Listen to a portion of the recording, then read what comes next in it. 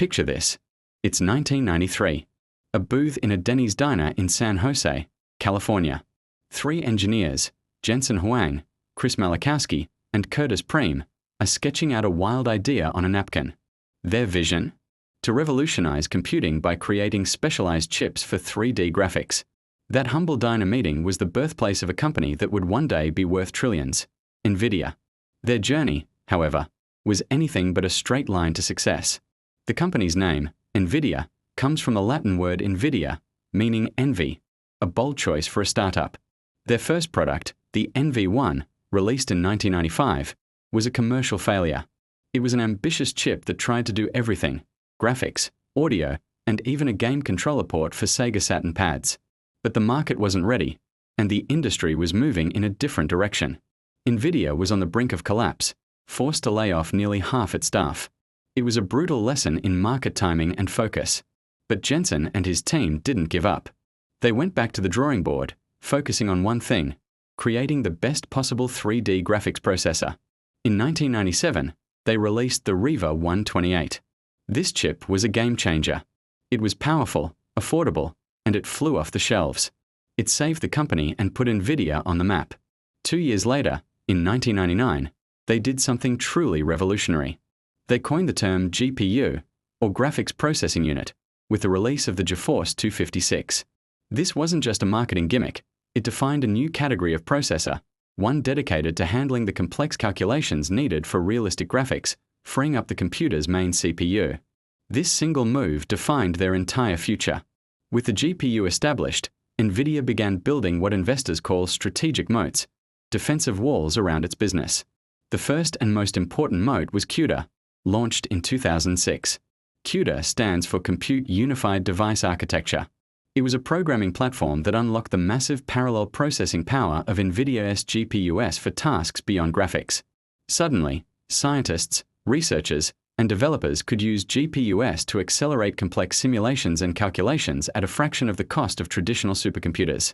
This was a visionary move, a decade ahead of its time. At first, many didn't see the point, but NVIDIA invested heavily, building an entire ecosystem of software, libraries, and developer tools around CUDA. While CUDA was quietly growing, NVIDIA's core business in gaming was exploding. The GeForce brand became synonymous with high-performance PC gaming. Every new generation of GPUs delivered breathtaking leaps in graphical realism, from realistic lighting and shadows to lifelike character models. They built deep relationships with game developers, ensuring the latest blockbuster titles ran best on GeForce hardware. This created a powerful feedback loop. Great games sold more GPUs, and more GPUs encouraged developers to create even more demanding games. This dominance in gaming provided the stable revenue and cash flow needed to fund their more ambitious, long-term bets. Simultaneously, their GPUs started finding a new home: the data center. The same parallel processing that made games look beautiful was perfect for crunching massive datasets. Companies like Google and Amazon began using NVIDIA GPUs to power their cloud services, search algorithms, and recommendation engines. The data center business grew from a small side project into a multi-billion-dollar division, proving the versatility of the GPU architecture. A huge part of NVIDIA's success is its leadership and culture. Jensen Huang is still the CEO, one of the longest-serving tech founders in Silicon Valley. His signature leather jacket is almost as iconic as his relentless drive and technical vision. He's known for being demanding but also for fostering a culture of innovation and long-term thinking. The company's board of directors is also packed with industry veterans from leading tech companies, providing invaluable guidance and strategic oversight. Then, the AI revolution happened. And NVIDIA wasn't just ready for it. They had been building the tools for it all along. The deep learning models that power today's AI, like ChatGPT, require an astronomical amount of parallel computation. And what's the best tool for the job? The GPU. Specifically, NVIDIA's data center GPUs, powered by the CUDA platform. When OpenAI was developing its groundbreaking AI models, they used thousands of NVIDIA GPUs.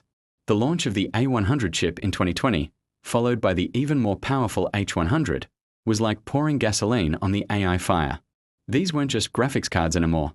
They were AI supercomputers on a chip, designed specifically for training and running massive neural networks. NVIDIA had created the picks and shovels for the AI gold rush, and everyone from startups to tech giants was lining up to buy them. This placed NVIDIA at the absolute center of the most significant technology shift since the internet. Their market capitalization soared, rocketing past $1 trillion, then $2, and even $3 trillion, joining the most exclusive club in business history alongside Apple and Microsoft. Their business model is brilliant. They don't just sell hardware. They sell an entire ecosystem. The hardware, the CUDA software, the networking components, the pre-trained models. It's a full-stack solution that is incredibly difficult for competitors to replicate. This creates a sticky platform where the more you invest in the NVIDIA ecosystem, the harder it is to leave. So, what does the future hold for NVIDIA? For investors, the stock, trading under the ticker NVIDIA on the Nasdaq, has been one of the best-performing assets of the last decade. But the company isn't resting on its laurels.